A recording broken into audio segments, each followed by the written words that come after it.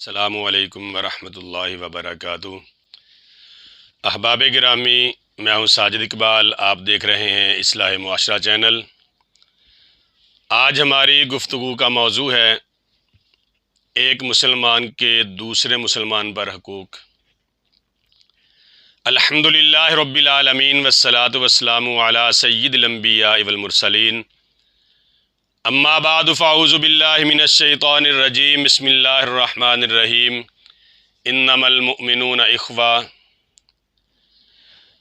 پوری دنیا کے مسلمان اخوت کے رشتے سے ربط و تعلق رکھتے ہیں۔ اسلام مسلمانوں کو باہمی حقوق سے یوں جوڑتا ہے کہ جس سے نسبی اور خونی رشتے بھی ہیچ نظر آتے ہیں۔ یوں تو مسلمانوں کے ایک دوسرے پر بے شمار حقوق ہیں، لیکن رسول کائنات پیغمبر انقلاب صلی اللہ علیہ وسلم نے ایک مسلمان کے دوسرے مسلمان پر جو حقوق ہیں ان میں سے 6 حقوق کو ایک ہی حدیث میں جامعیت کے ساتھ بیان فرمایا ہے۔ انتہائی مختصر الفاظ میں ان 6 حقوق کو بیان کرنا چاہتا ہوں۔ ان میں سے سب سے پہلا حق جو ایک مسلمان کا دوسرے مسلمان پر ہے، جو آقا علیہ الصلوۃ والسلام نے بیان فرمایا اذا لقیتہ فسلم علیہ، کہ جب تو اپنے مسلمان بھائی سے ملے، جب بھی اس سے ملاقات ہو تو سلام کہا کرو، ایک دوسرے کو سلام کیا کرو، السلام علیکم کہا کرو۔ آقا علیہ الصلوۃ والسلام قسم اٹھا کر کچھ الفاظ بیان کرتے ہیں، جبکہ پیارے پیغمبر صلی اللہ علیہ وسلم اگر قسم نہ بھی اٹھائیں تو آپ کی زبان پر کوئی شک نہیں ہو سکتا۔ جو شک کرے وہ مسلمان نہیں ہو سکتا۔ پیارے پیغمبر صلی اللہ علیہ وسلم قسم اٹھا کر فرماتے ہیں والذی نفس بیدہ لا تدخل الجنہ۔ آقا علیہ الصلوۃ والسلام نے فرمایا مجھے قسم ہے اس ذات کی جس کے قبضہ قدرت میں میری جان ہے، تم جنت میں داخل نہیں ہو سکتے حتیٰ تؤمنوا، یہاں تک کہ تم ایمان نہ لے آؤ۔ ایمان لاؤ گے تو جنت کا داخلہ ملے گا، اگر ایمان نہیں لاتے تو جنت کا داخلہ نہیں مل سکتا۔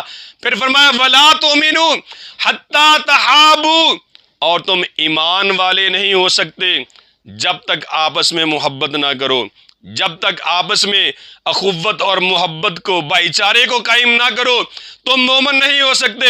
پھر آقا علیہ الصلوۃ والسلام نے فرمایا افلا اخبرکم بشیء اذا فعلتموہ تحاببتم، اے میرے صحابہ کی جماعت، کیا میں تمہیں ایسی بات نہ بتاؤں کہ جب تم اس پر عمل کرو گے، جب وہ کام تم کرو گے تو تمہاری آپس میں محبت بڑھے گی، آپس میں پیار بڑھے گا، اخوت اور بھائی چارہ بڑھے گا۔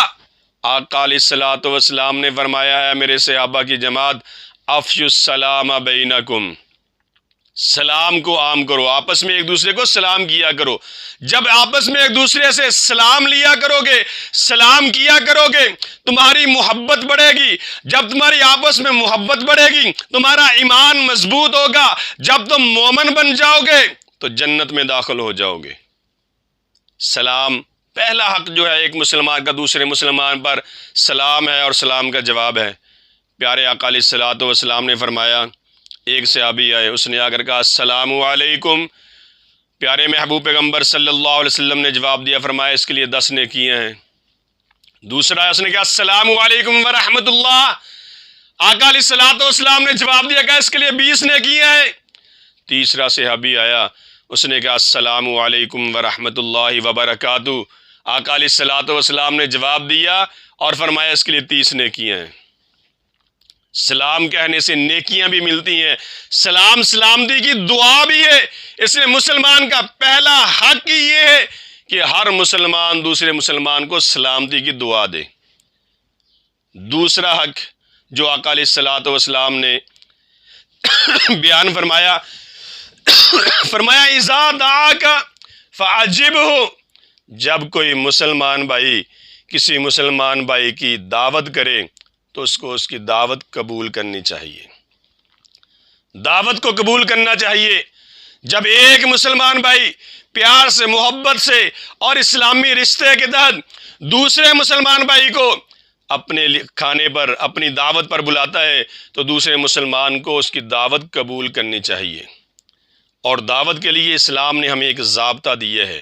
آقا علیہ الصلوۃ والسلام نے فرمایا لا تصاحب الا مؤمنا، اے ایمان والو، مسلمانوں، کلمہ پڑھنے والو، تم اپنا دوست ایسے لوگوں کو بناؤ جو مومن ہوں، مسلمان ہو، کلمہ گو ہو، متقی ہو، پرہیزگار ہو، ایسے لوگوں کو اپنا دوست بناؤ۔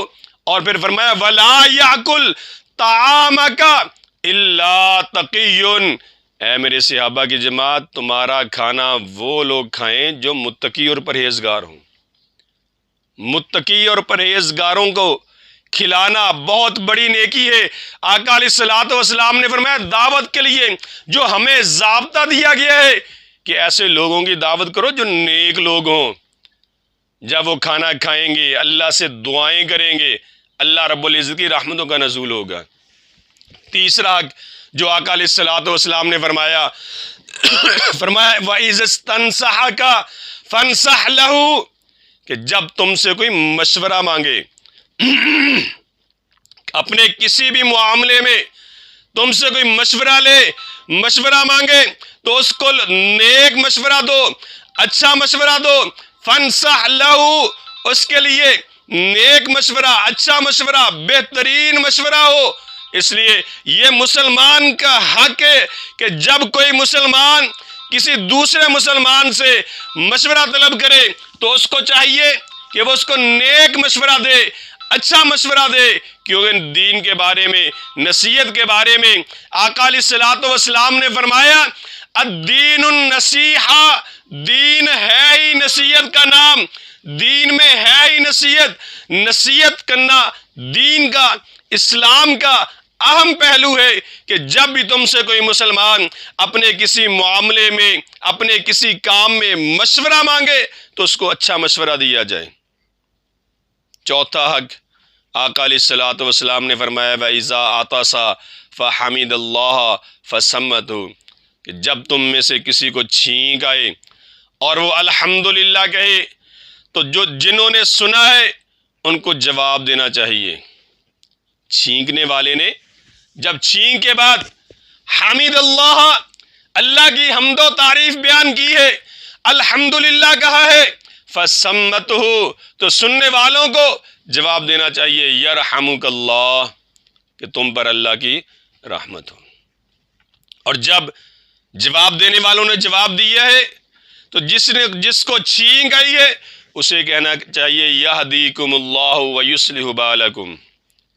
یہ ایک مسلمان کا دوسرے مسلمان پر چوتھا حق ہے۔ اور پانچواں حق پیارے پیغمبر صلی اللہ علیہ وسلم نے فرمایا وَإِذَا مَرِضَ فَعُدْهُ، جب کوئی مسلمان بیمار ہو جائے تو اس کی عیادت کرو، اس کی تیمارداری کرو۔ تیمارداری کرنا یہ ایک مسلمان کا دوسرے مسلمان پر حق ہے۔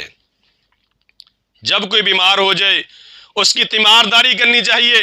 اور پیارے پیغمبر صلی اللہ علیہ وسلم نے فرمایا ان المسلم اذا عاد اخاه المسلم لم يزل فی غرفۃ الجنہ، اگر ایک مسلمان اپنے دوسرے مسلمان بھائی کی تیمارداری کے لیے جائے گا، جب تک وہ اس کے پاس بیٹھے وہ ایسے ہی ہے جیسے جنت کے باغات میں بیٹھا ہے، جنت کے پھلوں کو، پھولوں کو چن رہا ہے۔ اس لیے تیمارداری کرنا، دوسرے مسلمان بھائی کا خیال کرنا، اس کی تیماردار جب بیمار ہو جائے اس کا حال چال پوچھنا، یہ ایک مسلمان کا دوسرے مسلمان پر 5واں حق ہے۔ اور آقا علیہ الصلوۃ والسلام جب کسی مسلمان کی تیمارداری کے لیے جایا کرتے تھے، اس کے پاس بیٹھا کرتے تھے، تو پیارے پیغمبر صلی اللہ علیہ وسلم کہا کرتے لا بأس طہور انشاءاللہ، اس بیمار کو حوصلہ دیتے کہ یہ تمہاری جو بیماری ہے یہ تمہیں گناہوں سے پاک کر دے گی، بیماری کی وجہ سے گناہ معاف ہوتے ہیں۔ اور آقا علیہ الصلوۃ والسلام بیمار کے پاس جا کر یہ کلمات کہا کرتے تھے لا بأس طہور انشاءاللہ، کہ انشاءاللہ اس بیماری کی وجہ سے اللہ تجھے گناہوں سے پاک کر دے گا۔ تو 5واں حق، جب مسلمان بھائی بیمار ہو جائے اس کی تیمارداری کرنی چاہیے۔ اور 6واں حق، آقا علیہ الصلوۃ والسلام نے فرمایا اذا مات فاتبعوا، جب کوئی مسلمان اس دنیا سے چلا جائے، فوت ہو جائے، تو اس کا جنازہ پڑھنا یہ اس مسلمان کا حق ہے اس کا، جو زندہ لوگ ہیں ان پر اس کا حق ہے کہ اس کا جنازہ پڑھیں۔ آقا علیہ الصلوۃ والسلام نے فرمایا کہ جو کسی کا جنازہ پڑھنے کے لیے جاتا ہے، کسی مسلمان کا، کلمہ گو کا، اہل اسلام کا جنازہ پڑھنے کے لیے جاتا ہے، پیارے پیغمبر صلی اللہ علیہ وسلم نے فرمایا جو جنازہ پڑھ کر واپس آ گیا، اللہ رب العزت اس کو 1 قرات کے برابر ثواب دیتے ہیں۔ اور جو تدفین کے ساتھ، تدفین کرنے کے بعد واپس آتا ہے، آقا علیہ الصلوۃ والسلام نے فرمایا اس کو اللہ رب العزت 2 قرات کے برابر ثواب دیتے ہیں۔ صحابہ نے پوچھا اللہ کے پیارے محبوب پیغمبر صلی اللہ علیہ وسلم یہ قرات کیا چیز ہے؟ آقا علیہ الصلوۃ والسلام نے فرمایا کل قرات مثل احد، ہر قرات احد پہاڑ کے برابر ہے۔ احد پہاڑ کے برابر، کتنا بڑا پہاڑ ہے، اتنی زیادہ نیکیاں ہیں۔ جو مسلمان کسی مسلمان کا جنازہ پڑھ کے واپس آتا ہے اس کو 1 قرات کے برابر ثواب ملتا ہے۔ اور جو دفن کرنے کے بعد، مٹی قبر پر ڈالنے کے بعد، قبر مکمل کرنے کے بعد، دعا کرنے کے بعد واپس پلٹتا ہے، اللہ رب العزت اسے 2 قرات کے برابر ثواب عطا کرتے ہیں۔ آقا علیہ الصلوۃ والسلام نے بڑے ہی اچھے طریقے سے ایک ہی حدیث میں ایک مسلمان کے دوسرے مسلمان پر یہ 6 حقوق بیان کیے ہیں۔ اللہ رب العزت سے دعا ہے کہ اللہ رب العزت ہمیں ان پر عمل کرنے کی توفیق عطا فرمائے۔ وآخر دعوایا ان الحمد للہ رب العالمین۔